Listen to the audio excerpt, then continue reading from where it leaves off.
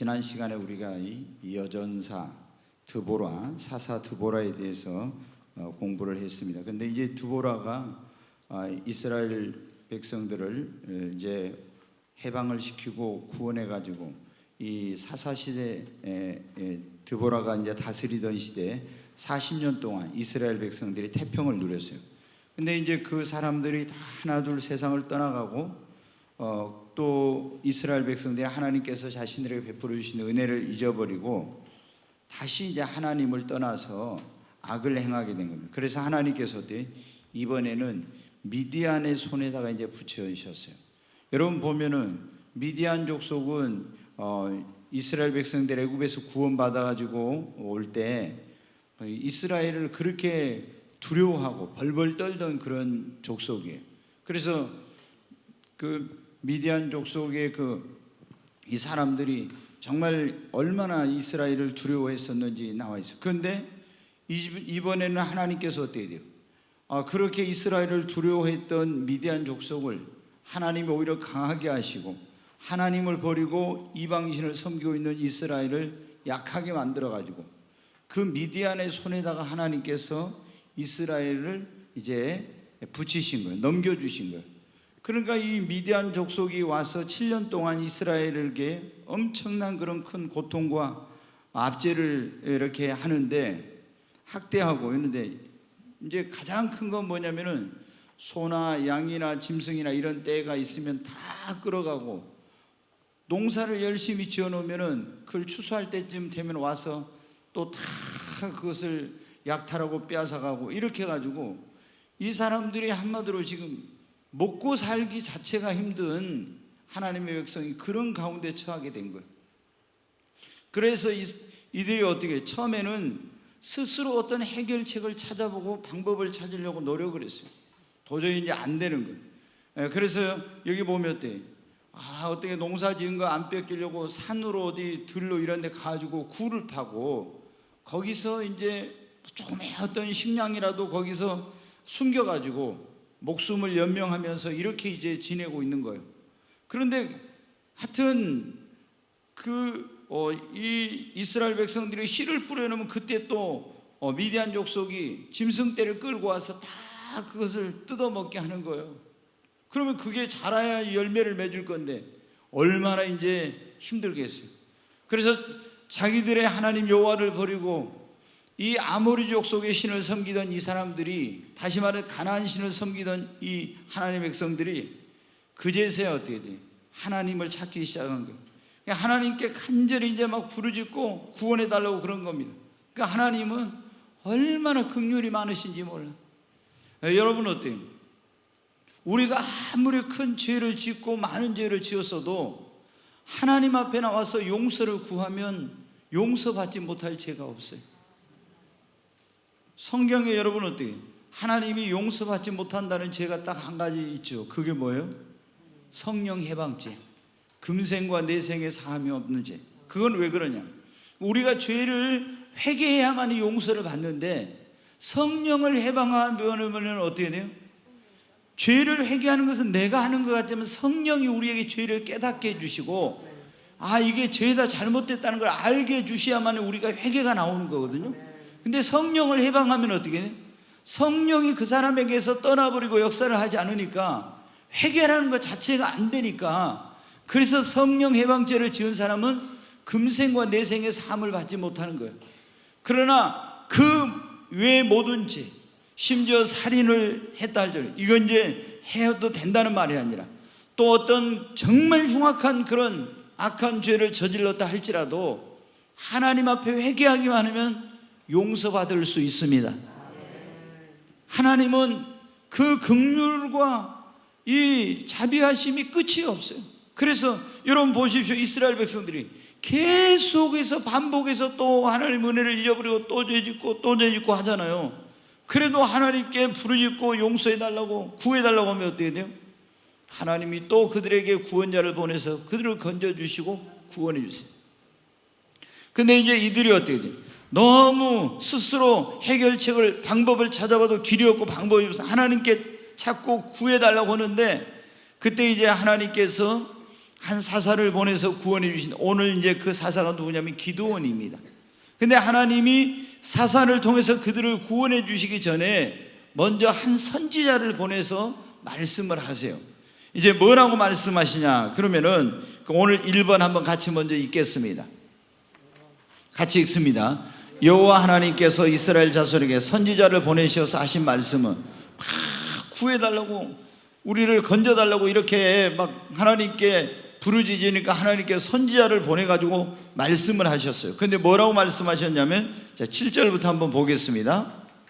이스라엘 자손이 미디안으로 말미암아, 같이 읽습니다. 여호와께 부르짖었으므로 여호와께서 이스라엘 자손에게 한 선지자를 보내시니 그가 그들에게 이르되, 여호와께서 이같이 말씀하시기를 이스라엘의 하나님 내가 너희를 애굽에서 인도하였내며 너희를 그 종되었던 집에서 나오게, 계속해요, 애굽 사람의 손과 너희를 학대하는 모든 자의 손에서 너희를 건져내고 그들을 너희 앞에서 쫓아내고 그 땅을 너희에게 주었으며 내가 또 너희에게 이르기를 나는 너희의 하나님 여호와이니 너희가 거주하는 아모리 사람의 땅의 신들을 두려워하지 말라 하였으나 너희가 내 목소리를 듣지 아니하였느니라 하셨다 하니라. 아멘.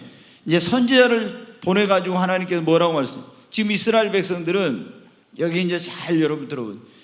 고통 가운데서 막 부르짖고 여기서 구원해 달라고 이렇게 하는데 이 사람들이 뭐를 안 하고 먼저 자신들의 잘못을 뉘우치고 죄를 회개하면서 하나님 우리를 구원해 주세요 이렇게 해야 될 거 아니에요. 근데 이 사람들이 지금 너무 고통스러우니까 하나님을 자꾸 구하긴 하는데 자기들의 잘못을 뉘우치고 회개하거나 이런 건 없이 하나님 제발 이 고통에서 우리를 건져주세요, 우리를 살려주세요 막 이렇게만 이제 부르짖는 거예요. 그러니까 하나님이 선지자를 보내서 뭐라고 합니까? 너희가 애굽에서 종살이 할 때 너희를 거기서 해방시켜 구원해 가지고 이 지금 적과 꿀은 땅을 너희에게 기업으로 줬는데 너희가 그 하나님의 은혜를 배반하고, 하나님이 내가 너희에게 뭐라고 했느냐, 아모리 사람의 신들을 두려워하지 말고 그들을 무서워하지 말고 하나님을 경외하고 섬기라고 했는데 너희가 내 말을 불순종하고 이방신을 섬겼다고 하면서 그것을 먼저 너희가 회개하라 이렇게 말씀을 하신 거예요. 여러분, 우리가 어떤 하나님이 진짜로 구원받은 사람은 잘못을 하면 어떻게 한다고 했어요? 하나님께서 뭐래요? 징계를 한다겠죠. 예, 징계가 없으면 우리는 진짜 하나님의 뭐예요? 아니에요? 자녀가 아니죠. 진짜 구원받은 사람은 잘못된 길로 가면 하나님께서 처음에 말씀으로, 양심으로, 성령님을 통해서 여러 가지 방법으로 우리를 깨닫게 하고 돌이키라고 해요. 그런데 돌이키지 않으면 하나님께서 나중에 사랑의 매를 들어서 징계, 채찍을 이제 때리시는 거예요. 그게 무슨 여러 가지 어려움이 이제 뭐 질병이 될 수도 있고 문제가 될 수도 있고 여러 가지 이런 게 있죠. 그러면 그때 우리가 빨리 어떻게 해야 됩니까? 회개하고 하나님께로 돌이켜야 됩니다. 아멘. 그런데 이스라엘 백성들은 이런 징계 가운데 고통 가운데 있으면서도 회개를 안 하고 빨리 거기서 그냥 구원만 받기를 원하는 거예요. 여러분, 그렇게 하면 어떻게 돼요? 이런 어떤 징계의 시간이 깨달을 때까지 그 기간이 길어지는 거예요. 그래서 우리는 어떤 우리 삶에 문제가 생기고 잘못됐을 때는 이것이 하나님이 나를 연단하기 위한 것인지 아니면 내가 하나님 앞에 합당하지 못하고 잘못된 삶을 살아서 징계인지 이런 것들을 우리가 이제 분별해야 되겠죠. 그리고 내가 하나님 앞에 올바르지 못해서 이런 일이 왔다면 즉시 여러분이 회개해야 됩니다. 그래서 지금 이스라엘 백성들에게 선지자를 보내서 하나님 뭐라고요? 너희들이 고통스럽다고 구원해 달라고만 할 것이 아니라 먼저 뉘우치고 회개하라, 그렇게 하나 이렇게 말씀하신 거예요. 그리고 이제 두 번째 한번 이제 보겠습니다. 2번 같이 읽습니다. 여호와께서 이스라엘의 부르짖음에 응답하셔서 미디안의 손에서 구원하기 위해서 사사로 택한 기드온은 원래 어떤 사람이었는가? 지금까지 여러분 보니까 어때요? 온니엘 우리가 있었잖아요. 또 에훗, 그리고 뭐 드보라, 삼갈, 또 이제 기드온 지금 5번째 사사인데 온니엘은 여러분 좀 적극적이고 믿음이 있고 이런 사람이었죠.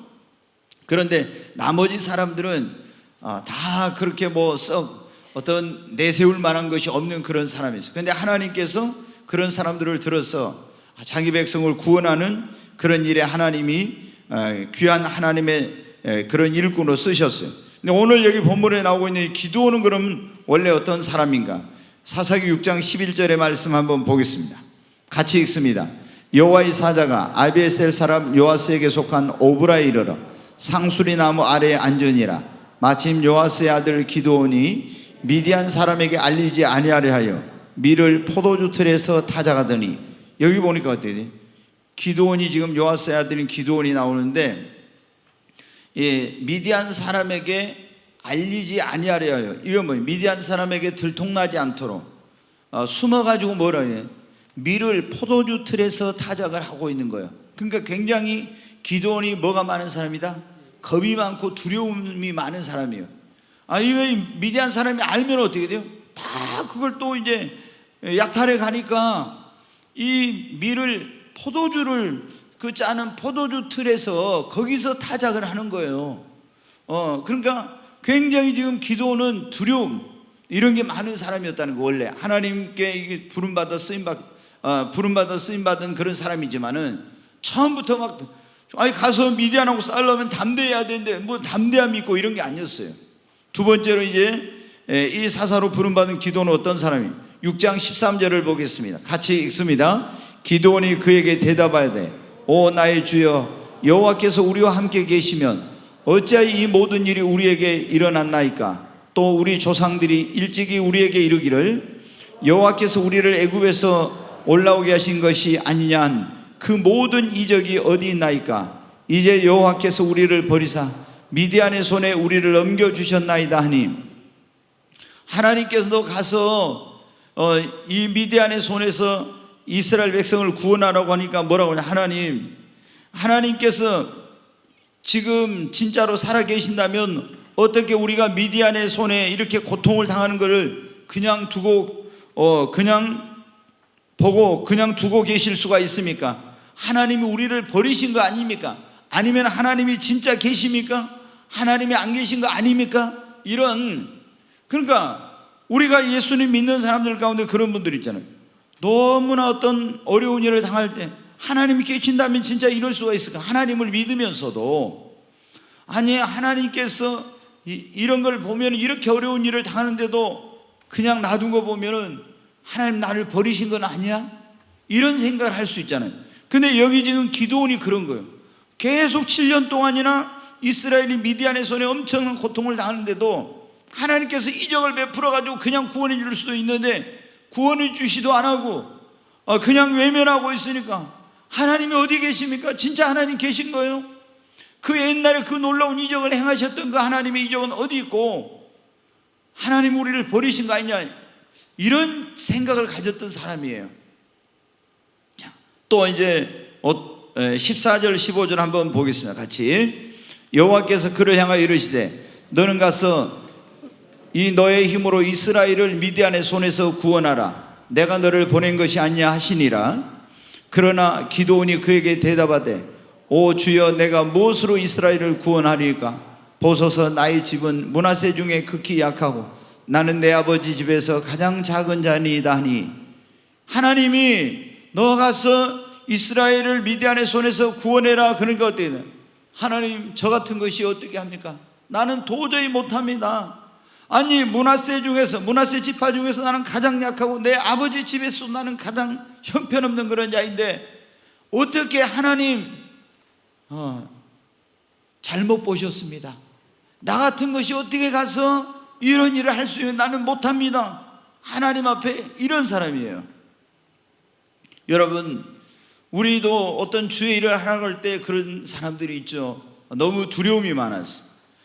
그리고 하나님께서 진짜 행하신 그런 일들에 대한 어떤 그 일들을 보면서 하나님에 대해서 회의적인 그런 생각을 가진 사람들도 있고, 또 자신에게 하나님 주신 사명은 절대로 자기는 감당할 수 없다고, 나는 못한다고 하는 그런 분들이 있죠. 바로 미디안의 이 손에서 이스라엘을 구원하라고 하나님 부르신 기드온이 바로 그런 사람이었어요. 근데 이제 기드온이 여기 보면 이제 자기에게 하나님 정말로 말씀하신 분이 하나님이란 걸 이제 어떻게 알게 되는지 한번 보겠습니다. 자, 3번을 한번 같이 읽겠습니다. 기도는 자신에게 말씀하신 분이 정말로 하나님이시라는 것을 어떻게 확신하게 되었는가? 지금 와서 하나님이 그 사자가 와서 이렇게 말씀하시는데 여호와께서 이게 진짜로 하나님이 말씀하시는 건지 아니면 이게 사탄이가 그러는 건지 이걸 이제 잘 모르겠는 거예요. 여러분 어떻게, 우리가 이게 굉장히 중요하죠. 내가 어떤 음성을 들었어요. 그럼 이게 진짜 하나님께로 온 건지 아니면 마귀가 준 건지 아니면 내 생각 속에서 들려오는 음성인지 이런 것들은 분별해야 되거든요. 근데 이 어마어마한 자신과 같은 사람이 이 겁 많고 능력도 없는 사람에게 가서 미디안의 손에서 이스라엘을 구원하라 그러니까 진짜 이거 하나님께서 하신 거 맞아? 말씀하신 분이 진짜 하나님이신가? 이런 확신이 안 센 거예요. 그래서 이제 하나님 앞에 어떻게 하는지를 한번 보겠습니다. 16절부터 보겠습니다. 같이 읽습니다. 여호와께서 그에게 이르시되 내가 반드시 너와 함께하리니 네가 미디안 사람 치기를 한 사람 치듯 하리라 하시니라. 계속 보겠어요. 기드온이 그에게 대답하되 내가 만일 주께 은혜를 얻어 싸우면 나와 말씀하신 이가 주 되시는 표징을 내게 보이소서. 나에게 말씀하시면 네가 가서 한 사람을 치듯이 미디안을 치고 구원할 거라는데 진짜로 하나님께서 나에게 말씀하신 분이 하나님이십니까? 그러면 나에게 하나님 되신다는, 주님 되신다는 표징을 내게 보여주세요. 자, 그러니까 이제 하나님께 어떻게 하시는지 18절부터 보겠습니다. 내가 예물을 가지고 다시 주께로 와서 그것을 주 앞에 드리기까지 이곳을 떠나지 마시기를 원하나이다니 그가 이르되 내가 너 돌아올 때까지 머무르리라 하니라. 계속 기드온이 가서 염소 새끼 하나를 준비하고 가루 한 에바로 무교병을 만들고 고기를 소쿠리에 담고 국을 양푼에 담아 상수리 나무 아래 그에게로 가져다가 드리매 하나님의 사자가 그에게 이르되 고기와 무교병을 가져다가 이 바위 위에 놓고 국을 부으라 하니 기드온이 그대로 하니라. 여호와의 사자가 손에 잡은 지팡이 끝을 내밀어 고기와 무교병에 대니 불이 바위에서 나와 고기와 무교병을 살랐고 여호와의 사자는 떠나서 보이지 아니한지라. 은총은 이제 하나님이 되시는 증거, 표징을 보여달라고 했잖아요. 그래가지고 자기가 가서 이제 소를 잡아가지고 오고 무교병, 누룩을 넣지 않는 떡을 만들어 오고 국을 가지고 와서 이제 그 바위에다 올려놨어요. 그리고 그 무교병과 거기 잡은 짐승의 그 고기 위에다가 국을 부었어. 그런데 이제 여호와의 사자가 어떻게 돼요? 거기 지팡이를 딱 대니까 바위에서 불이 나와가지고 표징을 보여달라 하니까 그걸 다 완전히 살라버린 거예요. 그래서 이 말씀하신 분이 진짜 하나님이시구나, 자기에게 말씀하신 분이 그거를 확신하고 믿게 되었다는 거예요.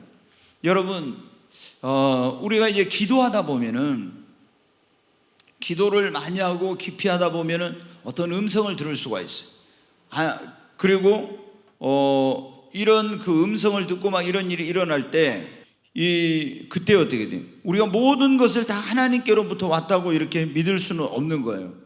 하나님도 말씀하시지만 마귀도 우리에게 그런 어떤 하나님을 가장해서 말할 수가 있고, 잘못하면 내가 어떤 내 속으로부터 그런 음성을 들을 수가 있어요. 근데 우리는 내가 들은 것이 이게 진짜 하나님께로부터 왔는지 아니면 마귀가 나에게 하는 건지 아니면 내 속으로부터 이게 들려온 것인지 이걸 분별을 해야 돼요. 근데 어떤 분들은 진짜 잘못된 경향이 잘못된 그런 거에 빠지는 사람들이 뭐가 있냐면은 이 하나님께로부터 온 것이 아닌데 자기가 음성을 들은 모든 것을 하나님께로부터 들었다고 해가지고 굉장히 잘못된 그런 결정, 잘못된 선택, 잘못된 일을 하는 그런 경향이 있어요. 그래가지고 나중에 어떻게 돼요? 아니 이제 그게 뭐 막 일이 꼬이고 잘못되고 굉장히 어려움이 많은 거예요. 그러면 막 그렇게 나중에 합니다. 아니 하나님, 왜 하나님께서 나에게 하라게 해놓고 왜 이런 문제, 이런 어려움이 생깁니까? 막 하고 하나님을 원망해. 근데 사실은 그게 어떻게 돼? 주님이 주신 것이 아니었어요. 그거는 마귀가 준 거였거나 아니면 자기가 자기 속에서 잘못된 그런 음성을 들은 거예요. 그런데 사람들이 모든 내가 들은 것을 하나님께로부터 왔다고 믿고 있잖아요. 엄청난 막 중요한 결정을 하는 겁니다.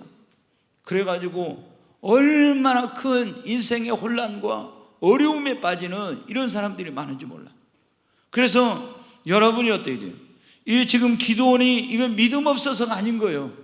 너무나 자기 자신을 볼 때 이거는 이렇게 겁이 많고 두려움만, 그리고 자기 같은 보잘것없는 사람에게 이 엄청난 일을 하나온데 진짜 이게 하나님께로부터 온 게 맞아?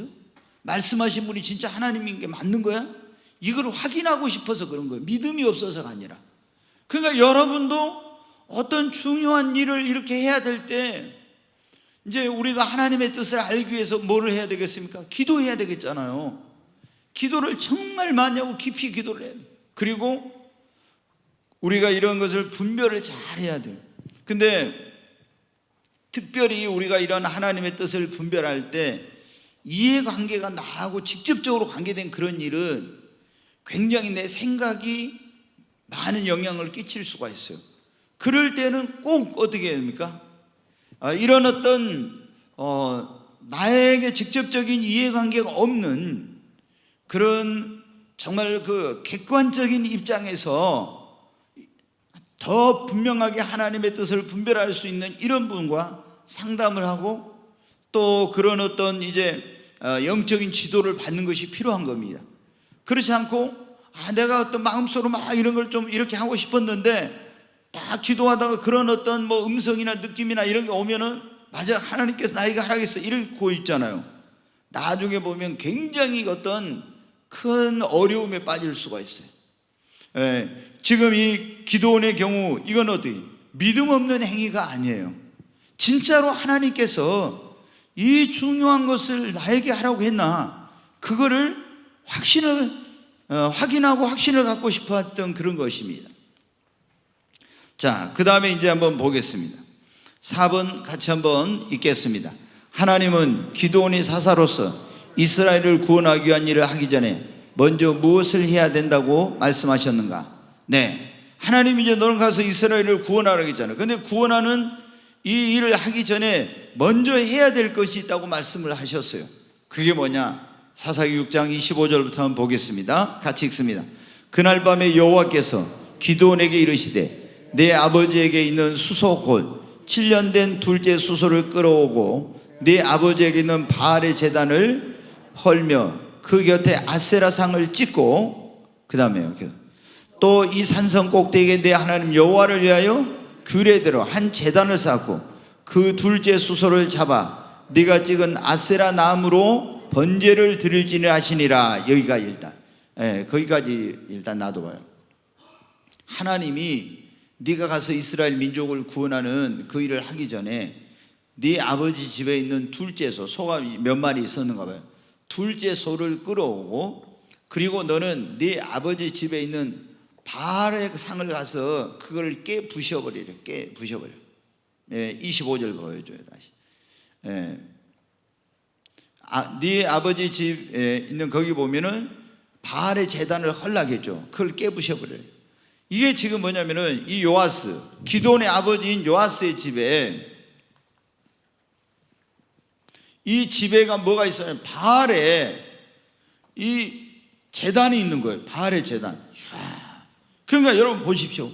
얼마나 지금 이 이스라엘 백성, 하나님을 택한 백성 아닙니까? 근데 이 시대의 사람들이 얼마나 타락했으면 요아스의 집에 바알을, 그 가나안 신인 바알 신을 섬기기 위한 제단이 있는 거예요, 여러분. 그러니까 우리로 말하면은 지금 우리가 교회를 다니고 있는 우리 집에 부모님이 우상을 숭배해 가지고 어떻게 돼? 거기다 무슨 우상 단지를 놔두고 이런 거하고 똑같은 거예요. 근데 우리는 이제 뭐 조상 대대로 믿은 것은 아니니까 좀 이해할 수 있지만 이스라엘은 아브라함 때부터 쭉 이렇게 믿었잖아요. 그리고 지금 가나안 땅에 들어온 지 300년이 됐는데 벌써 이렇게 타락을 한 거예요. 그래가지고 하나님이 기드온에 가서 네 아버지 집에, 그 이제 아버지 집이 그 동네였던 유력한 집이고 중심이었는가 봐. 그러니까 그 동네 사람들이 다 와서 거기서 바알에게 그 제단에서 제사를 드려 예배를 드린 거. 그리고 거기가 또 뭐냐면 아세라, 이 제단은 이거는 이제 있는데 아세라, 이건 나무로 만든 아세라 상이 또 있는 거예요. 나무로 만든. 그러니까 하나님 뭐라고요? 수소 둘째 소를 가지고 오고 이 발의 제단을 깨뜨려 버리고 아세라 나무, 이 아세라 상을 나무로 만들었는데 이 여신인데 이거를 갖다 찍어 가지고 이거를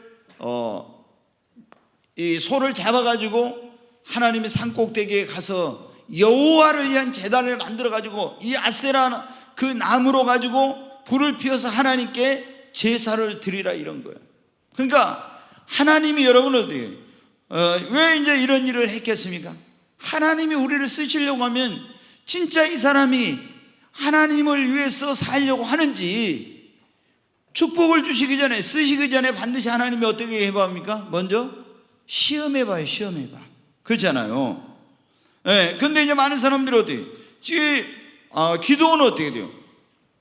이게 지금 가서 소를 끌어오는 것까지는 괜찮은데 발의 제단을 깨뜨리고 아세라상을 찍어가지고 하면 어떻게 해요? 동네 사람들이 나중에 보면 그 아버지 요아스에게 그 다음날 밤중에 이런 일을 했는데 찾아와서 그랬죠.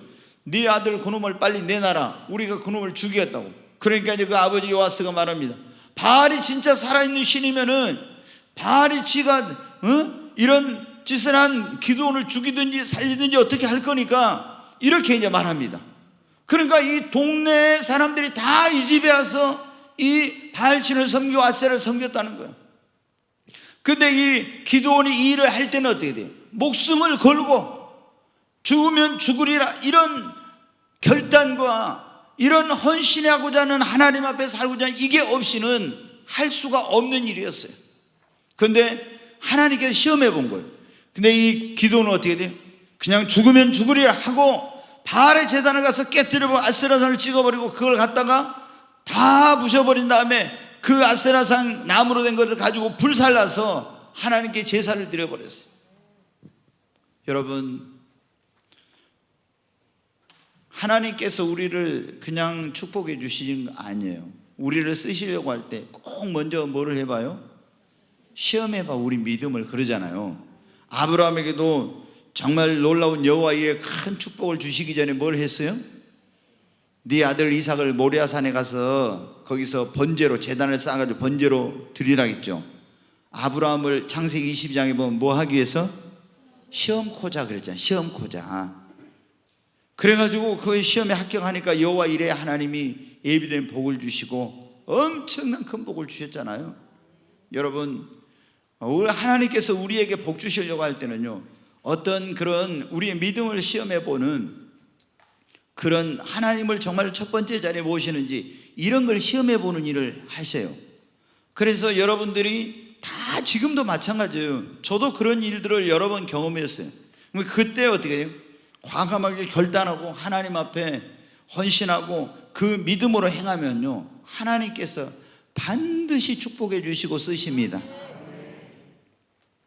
자, 그 다음에 이제 5번을 한번 보겠습니다. 네, 5번 같이 읽겠습니다.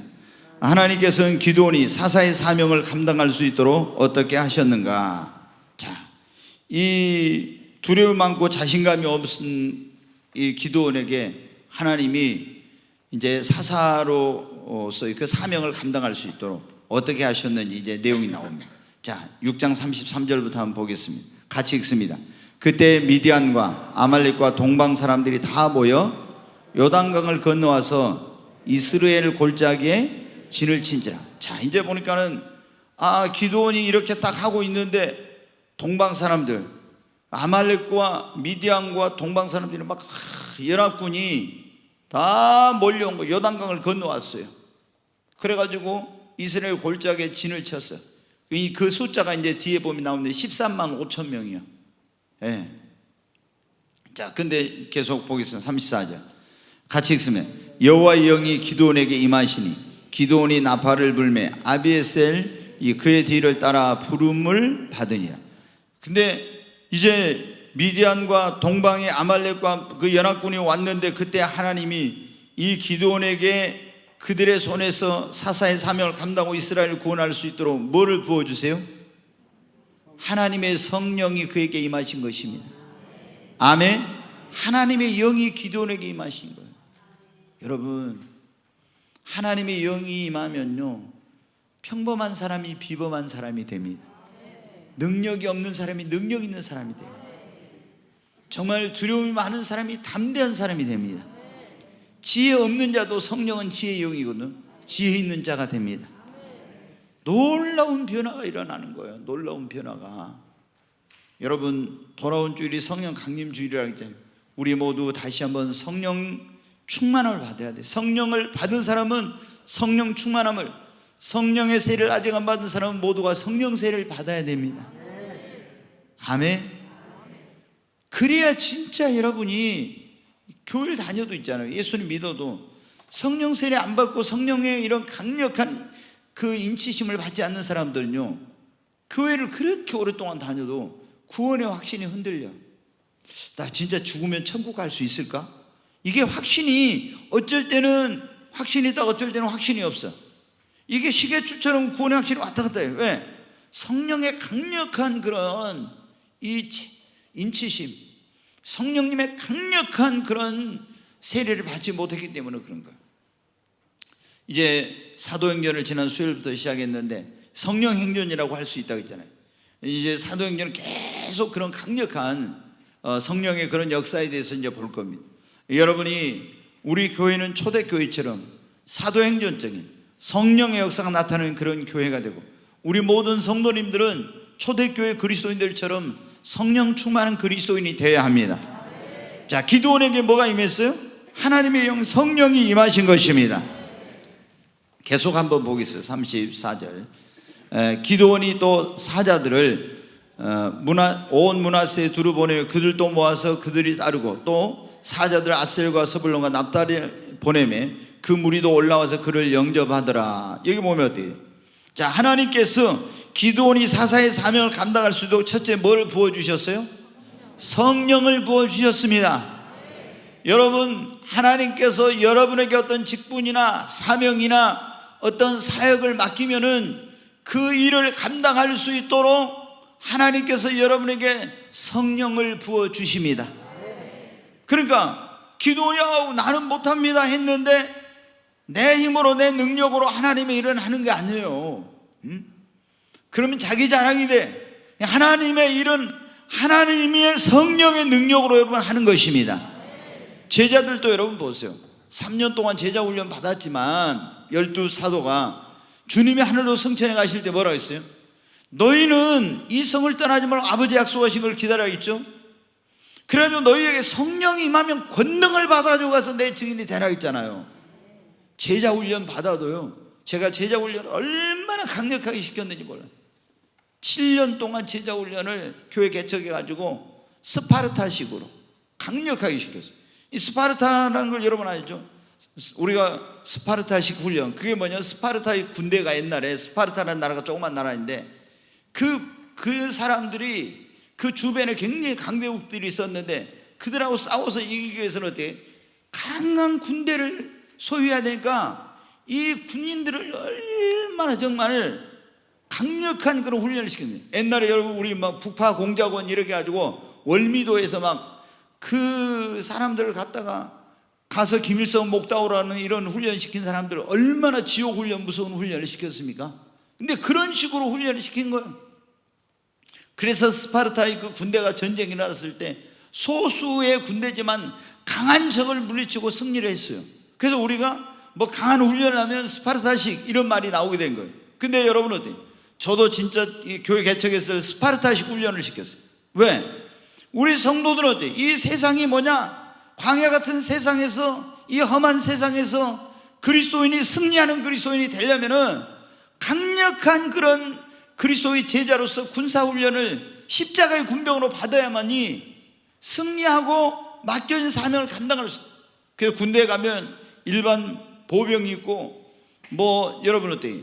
또 해병대가 있고, 또 뭐 특전사가 있잖아요. 그럼 우리 성도들은 특전사 같은 그런 정말 성도들이 돼서 강하게 훈련을 시켜가지고 해야 되겠다 이랬지만은 그렇게 제자 훈련 많이 시켜도 있잖아요.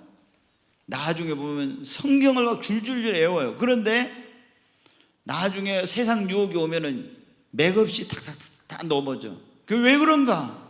막 혼자서 이 제자 훈련 시키면서 굉장히 갈등을 한 거예요. 머리로는 이렇게 지식은 많아지고 머리는 커지는데 왜 이렇게 안 되지? 바로 제가 그걸 알았어요. 아무리 지식적으로 이론적으로 많이 알아도 훈련을 많이 시켜도 성령 안 받으면 안 된다는 거. 여러분, 성령 받아야 돼요.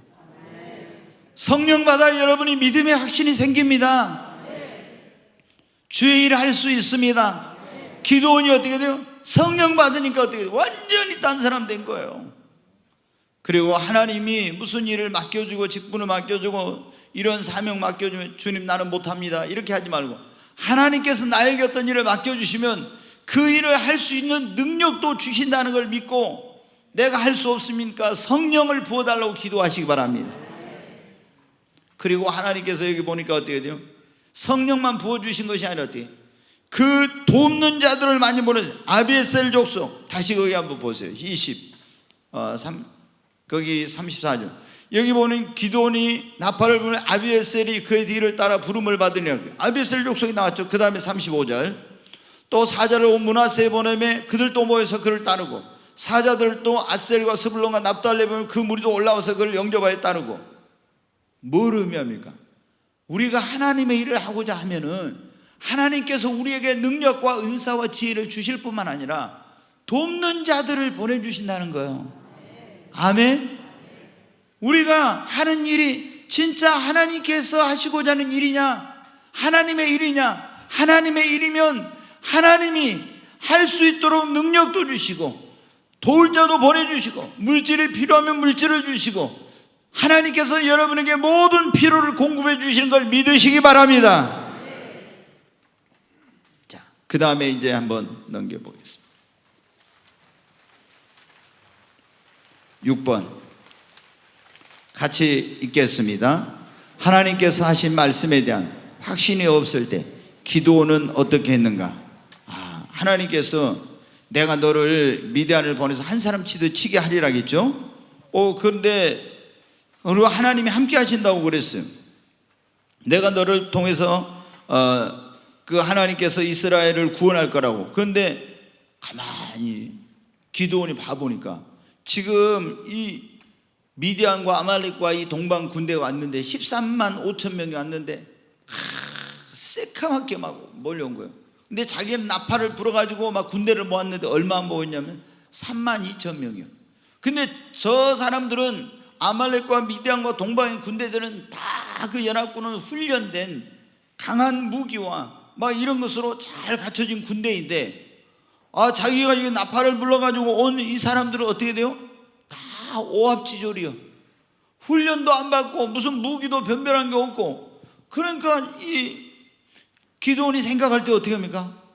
아니, 하나님께서 내 손에다 저들을 붙여주신다고 했지만 현실을 보니까 너무 이건 도저히 불가능하고 확신이 안 서는 거예요. 확신이. 여러분이라기도 그렇게 했잖아요. 확신이 안 서. 그래서 이제 하나님 앞에 다시 확신이 없으니까 이렇게 또 하나님께 기도합니다.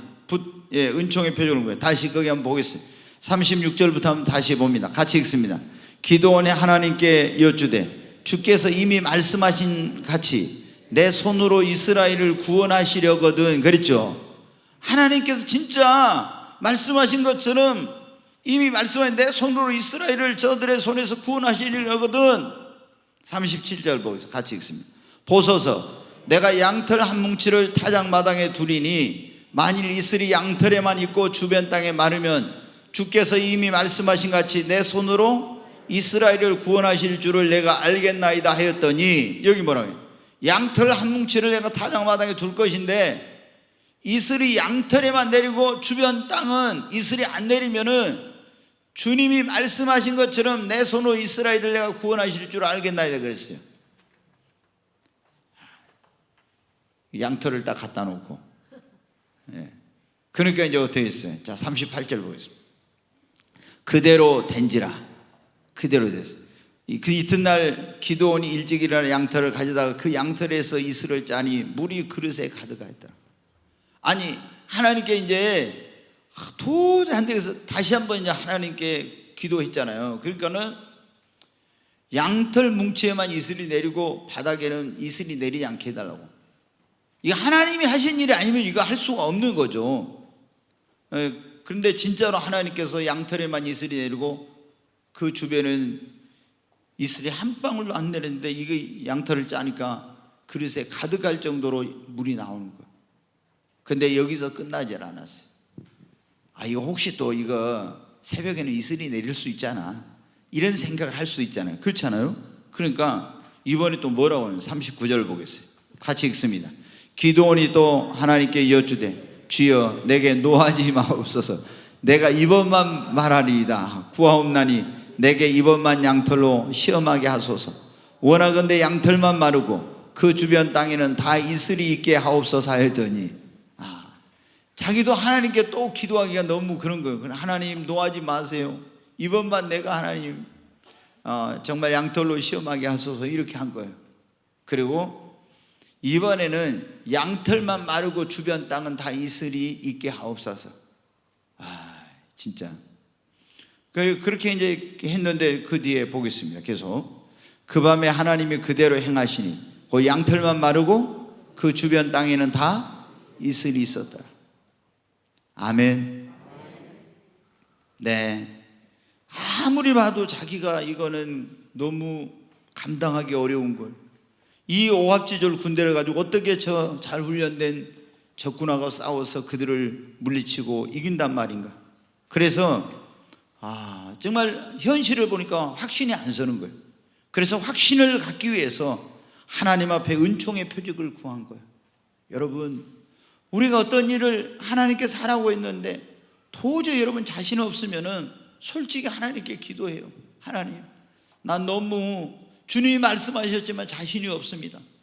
진짜 하나님이 나와 함께 하시고 이런 일을 이루게 하신다고 하면 내게 은총의 표적을 보여주세요. 그리고 여러분도 어디서 양털 구하기도 어렵지만 양털을 갖다 놓고 이렇게 근데 이제 맨날 이걸 구하면 안 되죠. 그렇지 않아요? 예, 그래가지고 이제 양털을 가지고 시험하고 하나님께서 그대로 응답해 주셨어요. 얼마나 하나님이 진짜 놀라우신 분인지. 그러니까 기드온이 이제 뭐를 가졌어요? 은총의 표적을 보고 진짜 하나님께서 이 오합지졸의 군대이지만 이 군대를 가지고 나를 통해서 이스라엘을 구원하시겠구나. 그런 믿음의 확신을 가진 겁니다. 여러분, 어떤 사람들은 보고 기도이 되게 믿음 없는데 그런 게 아니라 진짜 현실을 보면서 하니까 그런 거예요. 자, 이제 그런데 하나님이 더 놀라운 일을 명하십니다. 자, 7번 한번 같이 읽겠습니다. 왜 하나님께서는 미디안과의 전쟁에 참여하겠다고 온 32,000명 가운데 소수만 남겨놓고 나머지는 다 돌려보내라고 하셨는가? 이제 여러분 어때요? 기드온이 나팔을 불고 막 사자를 보내가지고 이렇게 해서 전쟁 지금 적군이 쳐들어왔으니까 빨리 오라고 하니까 어떻게 돼요? 이제 32,000명 이스라엘 전역에서 왔습니다. 그런데 하나님이 뭐라고 말씀해요? 이게 너무 많대. 지금 적군은 13만 5천 명인데 32,000명이면 지금 적의 수하고 비교하면 몇 분의 1? 3분의 1? 뭐 4분의 1 이 정도밖에 안 되잖아요. 그런데 이것도 형편없는데 이거 너무 많다고 돌려보내라는 거예요. 자, 거기 한번 내용을 보겠습니다. 같이 읽습니다. 여호와께서 기드온에게 이르시되 너를 따르는 백성이 너무 많은즉 내가 그들의 손에 미디안 사람을 넘겨주지 아니하리니 이는 이스라엘이 나를 거스려 스스로 자랑하기를 내 손이 나를 구원하였다 할까 함이니라. 네. 너무 많다고 돌려보내요. 32,000명이. 어떻게 32,000명이 많아요? 그런데 돌려보내. 왜? 이 32,000명 가지고 가서 너희가 전쟁에서 이기면은 우리가 우리 힘으로 우리 능력으로 이 전쟁에 싸워서 이겼다 이렇게 해가지고 너희들이 스스로 자만하고 교만하고 이렇게 될 거라는 거예요. 그럼 하나님을 의지하지 않아 하나님께 영광을 안 돌리는 거예요. 그러니까 하나님께서 어떻게 해요? 너희가 하나님을 의지하지 않고 군대를 의지하고 너희 자신의 힘과 능력으로 승리했다고 하면서 하나님께 영광을 돌리지 않을까 봐 이 수가 너무 많으니까 돌려보내라는 거야. 돌려보내라. 여러분, 우리 하나님은 우리가 뭘 하든지 내 힘으로 내 능력으로 했다고 할 수 없게 해요. 항상. 여러분, 그래서 제가 제일 좋아하는 게 뭐냐면 어떻게 그런 일이 되죠? 주님의 은혜입니다. 주님이 하셨습니다. 이걸 얼마나 주님이 기뻐하시는 거예요. 근데 어떻게 이런 일이 됐어요? 제가 열심히 했더니. 아유, 여러분, 우리는 모든 것이 주님의 은혜, 하나님께만 영광을 돌려. 내가 내 능력으로, 내 힘으로, 내 경험으로, 내 지식으로 이렇게 할 수 있다고 하면 하나님이요, 여러분이 하시고자 하는 일을 돕지 않으시고 이루어지지 않게 해주세요. 진짜 하나님, 나는 내 힘으로 능력으로 할 수 없어. 하나님이 도와주셔야 돼. 하나님을 의지해. 그래야 하나님께서 도와주시고 그 일을 이루어요. 그러면 어떻게 돼요? 나 할 수 없는데 이걸 이루어졌으니까 하나님께 영광이죠. 아멘. 그래서 이 하나님은 어떻게 합니까? 기드온에게 32,000명 너무 많아, 안 돼, 돌려보내. 너무 많다고. 그래가지고 이제 어떻게 하셨는지 그 밑에 한번 보겠습니다. 8번 한번 다시 한번 보겠습니다. 같이. 하나님께서는 어떤 사람들을 택하여 전쟁에 나가도록 하셨나? 너무 많다고 이제 소수의 사람만 택해서 전쟁에 나가도록 했는데 어떤 사람? 첫째, 사사기 7장 3절에 있는 말씀 한번 보겠습니다. 이제 너는 백성에게 외쳐 이르기를 누구든지 두려워 떠는 자는 길라산을 떠나 돌아가라 하라 하시니 이에 돌아간 백성이 22,000명이요 남은 자가 10,000명이었다. 네, 첫 번째 어떻게 돼요? 두려워한 사람은 돌아가라고. 지금 전쟁에 나오긴 나왔지만은 저 앞에 아말렉과 미디안과 동방의 군대들, 그 무수한 군대, 그들의 무기 이런 걸 보니까 어떻게 돼요? 겁에 질려가지고 아유 벌벌벌 떠는 사람들이에요. 그래서 두려워 떠는 자는 돌아가라 하니까 어떻게, 얼마가 가버렸어요? 22,000명이 가버렸어요. 22,000명. 그리고 얼마 남아요? 10,000명. 그러니까 하나님의 일에는 여러분 어때요? 우리가 전쟁에서 제일 중요한 게 뭡니까? 정신력이라고 그러죠. 용감함, 그 용맹성이 중요하잖아요. 아무리 군대가 많아도 여러분 어떻게 합니까? 아니 벌벌벌 두려워하고 떨고 이러면 전쟁에서 그건 싸워보기도 전에 벌써 패하는 것입니다. 그러니까 두려워 떠는 사람은 다 돌려보내라는 거예요.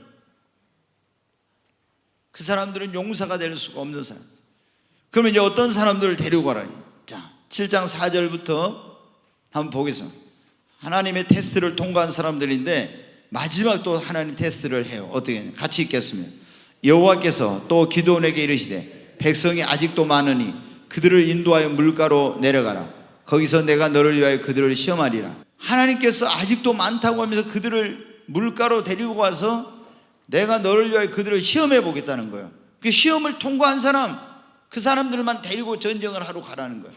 자, 계속 뒤에 보겠습니다. 같이 읽습니다. 내가 누구를 가리켜 네게 이르기를 이 사람이 너와 함께 가리라 하면 그는 너와 함께 갈 것이요 내가 누구를 가리켜 네게 이르기를 이 사람은 너와 함께 가지 말 것이니라 하면 그는 가지 말 것이니라 한지라. 계속. 이에 백성을 인도하여 물가로 내려가매 여호와께서 기드온에게 이르시되 누구든지 개가 핥는 것 같이 혀로 물을 핥은 자는 너는 따로 세우고 또 누구든지 무릎을 꿇고 마시는 자들도 그와 같이 하라 하시더니 손으로 움켜 입에 대고 핥는 자의 수는 300명요 그의 백성은 다 무릎을 꿇고 물을 마신지라. 여호와께서 기드온에게 이르시되 내가 이 물을 핥아먹는 300명으로 너희를 구원하여 미디안을 내 손에 넘겨주리니 남은 백성은 각각 자기의 처소로 돌아갈 것이니라 하시니 이에 백성이 양식과 나팔을 손에 든지라. 기드온이 이스라엘 모든 백성을 각각 그의 장막으로 돌려보내고 그 300명은 머물게 하니라. 미디안 진영은 그 아래 골짜기 가운데 있었더라. 여러분 어떻게 했어요? 하나님이 전쟁에 나갈 사람들을 선택하는데. 자, 한번 보겠습니다. 그 10,000명을 데리고 가요. 어디로? 물가로 데리고 가. 지금 나와가지고 며칠 동안 물을 못 먹고 있잖아요. 그 팔레스타인 그쪽이 덥잖아요. 목이 타가지고 막 죽을 지경이야. 그런데 물가로 데리고 시험을 하라고 하는데 지금 바로 건너편에 어때요? 동방의 군대들, 미디안과 아말렉과 그 군대들이 있어요. 근데 지금 보면은 목이 너무 타가지고 이 사람들은 전부 다 어때요? 건너편에 적이 있는데 어때요? 고개다 쳐박고 어떻게 돼요? 물을 막, 이건 그냥 마시는 거야, 퍼마시는 거예요. 막 그냥 이 사람은 보세요. 어떻게 해요?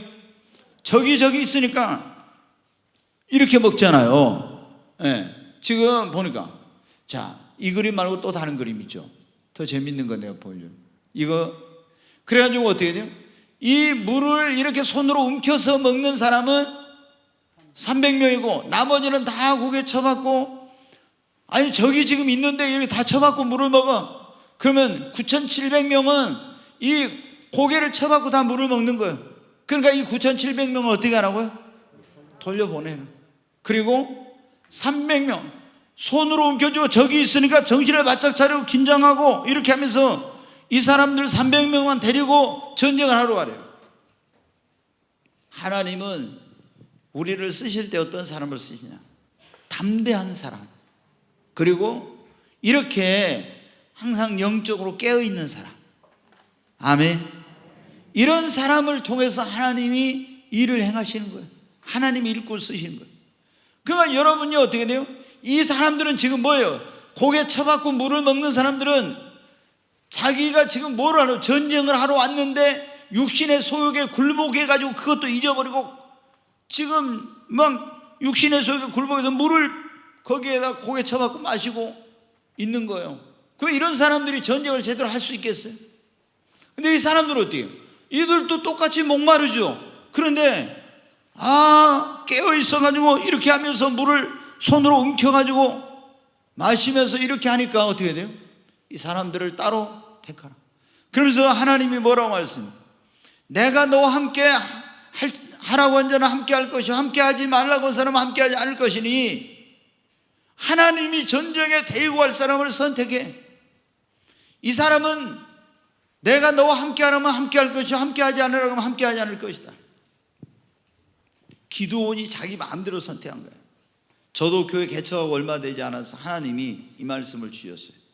제가 이제 이 목회를 하면서 사람 눈치 안 보고 목회를 하는 이유 가운데 하나가 뭐냐면은, 교회 개척하고 나서 얼마 되지 않아서 하나님이 저한테 이 말씀을 주시더라고요. 네가 아무리 그 사람 데리고 같이 뭐를 하려고 해도 내가 함께 하라고 할 사람만 함께 하고 함께 하지 않을 사람만 함께 하자는 거예요. 그러니까 제가 인본주의를 쓸 필요가 없다 이 생각이 딱 든 거예요. 막 목회자들이 교회를 막 해서 인본주의적인 생각으로 막 비유를 맞추면서 이렇게 하잖아요. 근데 하나님 뭐라고요? 내가 너와 함께 하라고 할 자는 함께 할 것이고 함께 하지 않을 사람은 함께 하지 않을 거니까. 근데 제가 조금이라도 그래가지고, 근데 제 마음에 이분이 너무 열심히 하고 너무 이렇게 하니까 어떤 인간적인 생각이 좀 들어가지고 하나님만 전적으로 의지해야 되는데 사람을 조금 의지하는 그런 마음이 순간적으로 들어온 순간이 딱 있었어요. 근데 하나님께서 어때요? 이 사람은 절대 죽어도 교회 안 떠날 사람인데 하나님께서 딱 다른 데로 보내버려요. 제가 그래서 나한테 정신을 차리라고 그런구나. 네, 제가 딱 3사람을 그런 경우가 있었어요. 3사람이 이제 처음에 그러고 나서 한참 한 20년 지나가지고 올까요? 또 한 번 그런 일이 있은 거예요. 그래서 여기 우리 장로님들이 얼마나 헌신적이고 우리 권사님들이 얼마나 진짜 순종적이고 이렇게 교회를 사랑하고 합니까? 그렇지만 제가 주님만을 오직 의지해요. 왜? 내가 만약에 우리 오장로님 계시지만 얼마나 헌신적이고 겸손하시고, 근데 장로님을 의지하면은 하나님께서 또 무슨 일을 행할지 몰라. 이렇게 지금 좋은데 장로님 갖다 어디로 다른 데 보내보면 큰일이지. 그래서 절대로 제가 사람을 바라보고 의지하지 않고 목회를 하려고 한 거예요. 왜? 그러니까 내가 하나님의 방법대로, 하나님의 말씀대로, 하나님의 뜻대로만 하면은 하나님 뭐라 했어요? 내가 너와 함께 할 자는 함께 할 것이라고. 내가 아무리 그 사람을 붙들어가지고 하려고 해도 돼? 너 함께 하지 말라는 사람은 함께 안 할 거라 했잖아요. 그럼 그거 되겠습니까? 그러니까 인본주의, 사람의 눈치 볼 필요가 없이 오직 내가 하나님 한 분만 눈치 보고 하나님의 뜻대로 하겠다, 이런 마음을 딱 먹은 거예요. 여러분, 하나님께서는 어떻게 돼요? 우리가 생각할 때는 그 많은 군대와 싸우려면 많은 사람이 필요하잖아요. 근데 하나님은 그렇지 않아요. 우리가 그런 말이 있어요. 그 교회에 보통 뭐냐면, 교회가 이끌어가는 사람들이, 교회가 헌신된 10%가 그 교회를 이끌어간다, 이런 말이 있어요. 그러니까 헌신되지 않는 수많은 무리보다도 헌신된 한 사람이 중요한 거예요. 우리는 허다한 무리가 되지 말고 주님 앞에 헌신된 주님의 일꾼들이 돼야 됩니다. 아멘. 늘 제가 여러분 말씀드리지만, 너무나 이제 우리 성도들이 이렇게 이 대한민국 우리 교회만 다른데 모르는 게 뭐냐면, 구원받으면 다 천국 가면 다 똑같은 줄 알고, 여러분, 구원은 받을 수도 부끄러운 구원, 영광스러운 구원이 있고, 천국의 상급과 영광과 면류관이 다 틀려요. 구원은 주님의 은혜로 믿음으로 받지만은 상급은 그게 아니야. 내가 예수 믿고 구원 받은 다음에 어떻게 살았느냐, 어떻게 주를 섬겼느냐, 얼마나 헌신했느냐, 얼마나 많은 영혼을 구원했느냐, 이거에 따라서 다 틀린 거예요. 그렇기 때문에 우리가 예수 믿고 구원 받은 것은 기본이고, 구원 받은 다음에는 어때?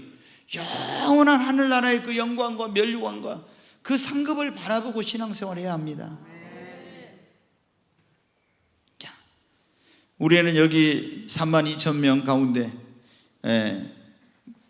돌아가버린 22,000명, 또 그 육신의 속에 굴복해서 무릎을 꿇은 9,700명이 되지 말고 용감한 기도원의 300용사 같은 그런 사람이 되십시다. 제가 처음 교회 개척했을 때부터 계속 기도하는 것 가운데 뭐였냐면 그런 기도가 있어요. 기도원의 300용사 같은 중보기도의 일꾼을 보내주세요. 이 기도를 해요. 기도원의 300용사 같은 깨어있는 중보기도의 용사들을 보내달라. 깨어있었잖아요. 이렇게 하나님 지금도 계속 기도해요.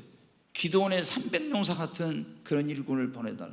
그러면 이제 기도원의 300용사 같은 이런 일꾼이 일어나면은, 저는 이제 24시간 우리 교회가 계속 릴레이 기도를 하는 그런, 이제 오늘 1시부터 2시까지는 누구, 2시부터 3시까지는 누구, 이렇게 아주 300명이면은 뭐 그 어렵지 않아요. 그래서 계속 이 기도가 끊이지 않고 이렇게 이제 기도하는 그런 팀을 만들려고 지금 하고 있는데, 아직까지는 그게 지금 되지 않고 있는 가운데 있어요. 근데 하나님께서 정말 저에게 우리 교회에 대한 엄청난 큰 그런 꿈, 그리고 비전을 환상 가운데 보여주셨어요. 근데 하나님께서 그 일을 이루실 줄로 믿습니다. 우리가 정말 더 많이 기도해야 됩니다. 자, 거기 9번을 한번 보겠습니다. 같이 읽습니다. 9번, 하나님께서 우리가 하고자 하는 일에 자신이 없어 할 때, 그것이 하나님의 뜻에 합당한 일일 때는 어떻게 확신을 주시는가? 자, 이제 기도원이 이렇게 이제 32,000명 가운데서 다 보내고 300명 데리고 전쟁하러 가려고 하는데, 한편으로 두렵기도 좀 하겠죠. 32,000명도 형편없이 적은 수인데 300명을 데리고 13만 5천 명과 싸우러 간다는 것은 이게 계란으로 바위를 치는 거하고 똑같은 그런 거라고 생각할 수도 있어요. 그래서 어떻게 하지 고민하고 있는데 하나님께서 확신을 주세요. 어떻게 하지? 자, 사사기 7장 9절부터 한번 보겠습니다. 같이 읽습니다. 그 밤에 여호와께서 기드온에게 이르시되 일어나 진영으로 내려가라. 내가 그것을 네 손에 넘겨주었느니라. 여기 보니까 어때요? 19절. 그날 밤에 여호와께서 여러분 그날 밤에 여호와께 기드온에게 이르시되, 저는 이런 경험을 많이 했어요. 하나님께 저에게 찾아오셔서 사랑하는 종아, 기드온에게 말씀하신 것처럼, 저는 옛날에 제가 그런 경험을 하기 전에는 하나님이 어떻게 아브라함에게 찾아오셔서 기드온에게 어떻게 찾아오셔서 여호수아에게 어떻게 말씀하셨을까? 근데 그래가지고 옛날에는 제가 성경이 완성됨으로 이런 건 다 끝났다고 이렇게 직통계시 그런 거 주장하면 이단이야 이렇게 했는데 제가 98년 하늘이 열리고 하나님 만나고 나서 이 음성이 딱 주님이 찾아오셔서 들리는 거예요. 여호와께서 기드온에게 그날 밤에 말씀하신 것처럼 제가 잠자고 있을 때 여기 강단에 잠자고 있을 때 깨가지고 야 내일 누가 너를 만나러 올 것인데 결혼 문제로 올 것이다 다 가르쳐 주시고 뭐 이게 한두 번이 아니에요. 그래서 여기 보면 제가 이제 이해하는데 하나님은 지금도 살아계십니다. 예, 일어나 진영으로 내려가라 내가 그것을 네 손에 넘겨주었느니라. 그 진영으로 가라는 거예요. 그래서 이제 기드온이 갔습니다. 어떻게 보겠어요? 만일 네가 내려가기를 두려거든 네 부하와 함께 그 진영으로 내려가서 두렵거든 너 혼자 가지 말고 부라를 데리고 가라는 거예요. 미디안 진영으로. 계속 읽겠어요.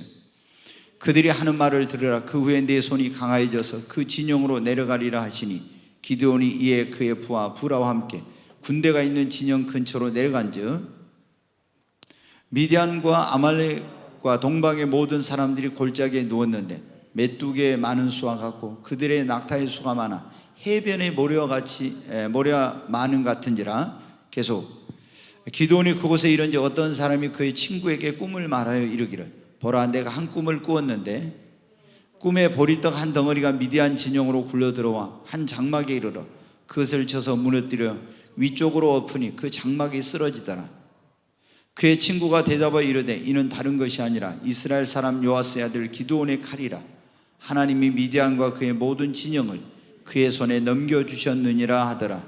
계속 기드온이 그 꿈과 해몽하는 말을 듣고 경배하며 이스라엘 진영으로 돌아와 이르되 일어나라 여호와께서 미디안과 그 모든 진영을 너희 손에 넘겨주셨느니라 하고.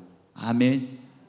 자 보세요. 하나님께서 지금도 두려워하고 있으니까 네가 미디안 진영으로 내려가라 했죠. 너 혼자 가기 무서우면 부하를 데리고 가.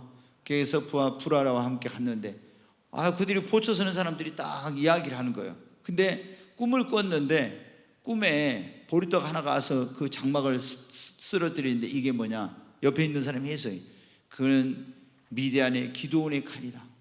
그래가지고 기드온이 와서 완전히 이거 미디안을 다 엎어버린다는 그런 거라는. 그러니까 그걸 보고 어때? 듣고 하나님께서 진짜 행하시겠구나 이렇게 딱 이제 확신을 갖게 된 거예요. 그리고 여기 보면 그러니까 어떻게 합니까? 하나님께서 우리가 하고자 하는 그 일이 하나님의 뜻에 합당하면 우리에게 뭘 주신다? 확신을 주십니다. 아멘. 어떤 꿈을 통해서 환상을 통해서 또 어떤 예언자를 통해서는 여러 가지 방법으로 우리 확신을 주셔요. 그래서 여러분이 어떤 하고자 하는 일이 하나님의 뜻인데도 확신에 서지 않으면 하나님 앞에 기도하면 하나님이 여러분에게 확신을 주십니다. 자 마지막 이제 하나 보겠습니다. 같이 10번 읽겠습니다. 기드온이 미디안과 싸울 때 사용한 전략과 통쾌한 승리의 비결은 무엇인가?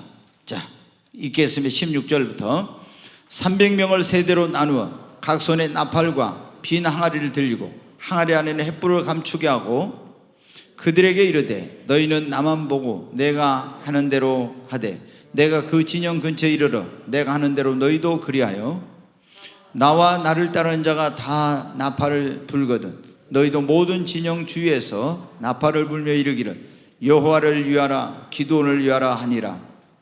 기드온과 그와 함께한 100명이 이경초의 진영 근처에 이른즉 바로 파수꾼을 교대하는 때라. 그들이 나팔을 불며 손에 가졌던 항아리를 부수니라.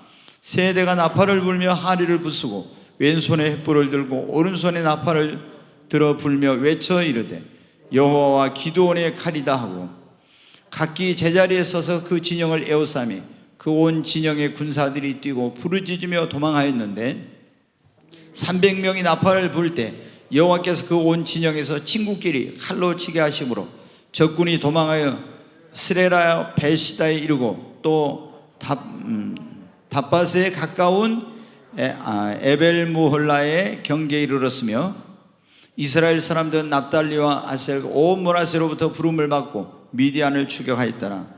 네, 하나님의 진짜 전쟁의 방법은 놀라워요. 상상도 못. 자, 300명을 가지고 어떻게 돼요?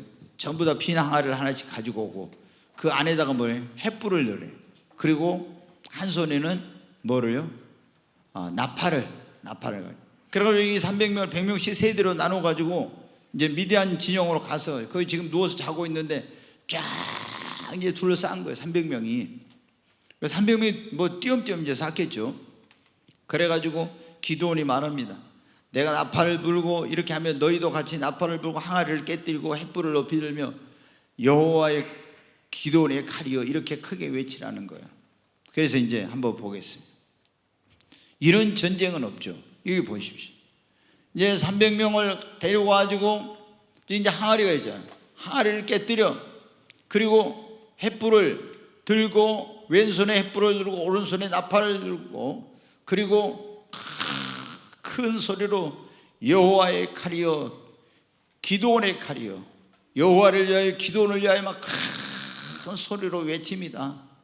그러니까 이제 여러분 어떤 일이 일어나는 거예요?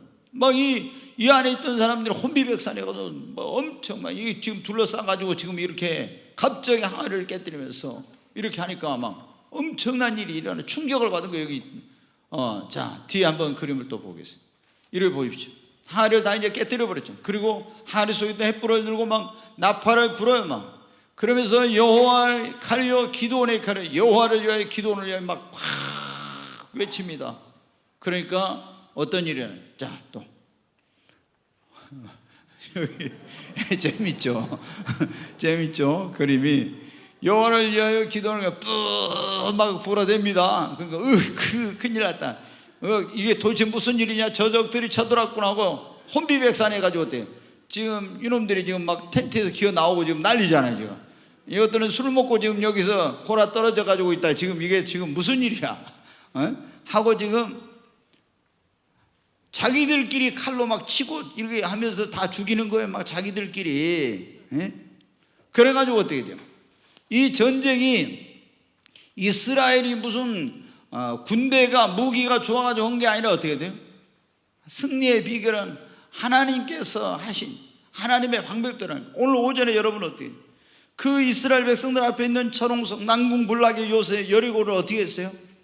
아니 그 성 주위를 나팔 불면서 7번 돌고 아니 엿새 동안 돌고 또 7번 돌고 소리 진다고 무너집니까? 근데 하나님이 하라는 대로 하니까 됐어요. 여러분 우리가 뭘 하든지 우리 앞에 어떤 인간적인 우리가 머리로 있잖아요. 나의 계산이나 생각이나 내 인간적인 지혜로 하려고 하는데 무엇을 하든지 내 어떤 그 생각과 방법과 이런 것들을 내려놓고 주님께 물어봐야 돼요. 그리고 주님이 가르쳐 주신 방법대로 할 때 여러분 사업도 자녀 교육도 우리가 뭐 이제 주의 종으로 목회도 신앙생활도 그리고 우리를 대적하는 사람과의 그런 영적인 전쟁도 모든 성공과 승리의 비결은 하나님께 묻고 하나님이 하라는 대로 하면 여러분 되는 것입니다. 바로 그걸 가르쳐 주는 거예요. 여기서 하나님 말씀하신 대로 하면 돼. 근데 사람들이 어때요? 막 자기가 잔머리 굴려가지고 자기가 계산해가지고 이렇게 해야 되겠다 저렇게. 우리는 먼저 항상 어떻게 돼요?